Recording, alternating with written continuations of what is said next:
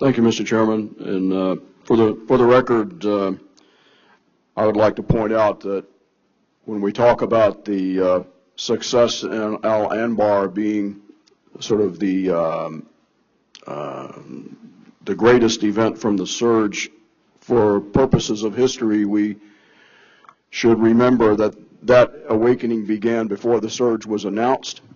I know that for a fact because my son was there as a Marine rifleman through the period of September 06 through May 07, and was following it with some interest as it was moving forward. I hope I can get 2 questions in here during this period, but gentlemen, as you know, I'm on Foreign Relations Committee, so we'll see how far we can go, and we'll all take a lunch break and come back. General, I'd like to thank you for the way that you characterized the service of our people in the military today. I think there's been far too much politicizing of what our people have done, and as someone who grew up in the military, served in it, and has more than one family member in it right now, I think it's fair to leave politics out of what our people are doing. There are people in the United States military today who feel one way, the people who feel another way, the people who have no political views at all, and quite frankly, combat was the most apolitical environment I've ever been in. People want to work together and do their job, and I think it was really refreshing to hear you take that approach today. I'm very concerned, as you know, about the strain on the force. It isn't reflective so much of motivation, as you indicated. We've got great people. And we've got a career force that continues to re-enlist. It goes more to the stewardship of all of us who are making these policies in terms of how we're using people and how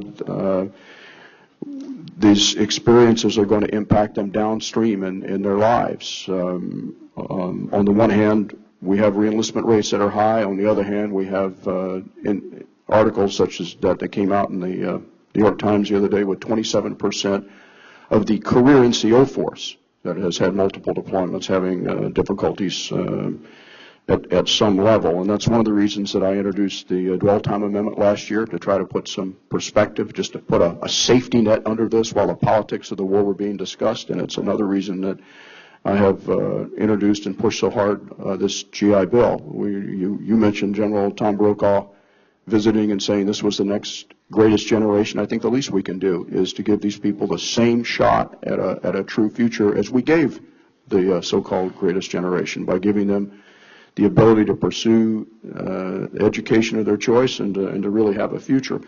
When I'm thinking about all of that, and I'm looking at the numbers that we're seeing, where it looks like after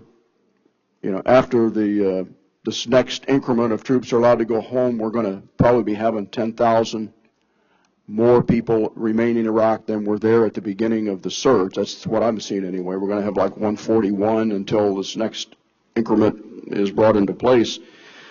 I start wondering how we're going to do that and still meet the demands that are outside of Iraq. And when I look at the situation inside Iraq, I know Ambassador Crocker, you mentioned that al-Qaeda's capabilities in Iraq have been significantly degraded over the past year. Al-Qaeda is a part of an international terrorist movement that is, by its definition, mobile. I don't think we can say that the situation with international terrorism has improved in Pakistan and Afghanistan and those areas. You mentioned quite correctly that many Iraqi Shia, the hundreds of thousands, as you commented, stood up and fought against Iran when called upon to do so during the Iran-Iraq war. We should consider that when we worry about increased Iranian influence in Iraq. In fact, Iraq seems well ahead of us in terms of seeking a fuller relationship with Iran. And part of the problem from our perspective, quite frankly, has been, from my perspective, has been this administration, the way that it has approached possible aggressive diplomatic relationships with Iran. But when you look at all that, the concern that I have is that keeping that level of force in Iraq and looking at the other situations, particularly Afghanistan, where we're going to get these people. And I'm curious, General, as to the level of agreement that you have in this plan from the Chairman of the Joint Chiefs of Staff.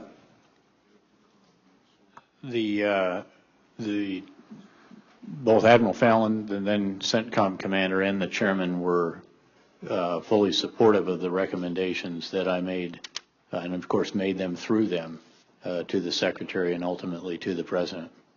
Okay, thank you. We'll be having a hearing with Admiral Mullen this week, and I would like to be able to pursue that with him. Ambassador Crocker, with respect to the strategic framework agreement, I mean, we've had two different documents that have been kind of discussed almost in a way in this hearing that people may think that it's one document when clearly it is not. I have a couple of questions on that. One is, I read your testimony where you say this is clearly no permanent basis, but I'm not sure really what that term means anymore.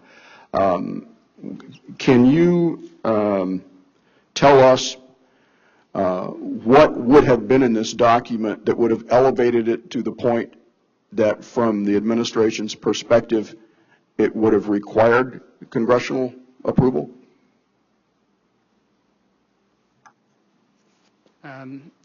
Senator, I'm not a lawyer or a constitutional specialist. I am advised by those individuals, so I can't give you the whole, universe of issues that might be involved. But some of them are obvious. The kind of provision that is in the NATO SOFA of a formal security commitment that raises that particular SOFA to the level of advice and consent by the Senate, and that is not what we intend in this current exercise. Well, we've been trying to get a look at what the specific wording in the document is, and to this point it has not been shared with us, but it's been my understanding that there is a security commitment in the agreement. No, sir, there isn't. Again, the SOFA negotiation itself is still in its very early stages, and we have not yet, although we have briefed the other document, the Strategic Framework Agreement, though we have briefed that to the Iraqi leadership, we have not yet sat down for formal discussion. So this is still... Well, that would be the document that we in the Congress would be initially concerned with rather than the SOFA. But I'll save this for the afternoon because my time has run out. And, thank you, Mr. Chairman.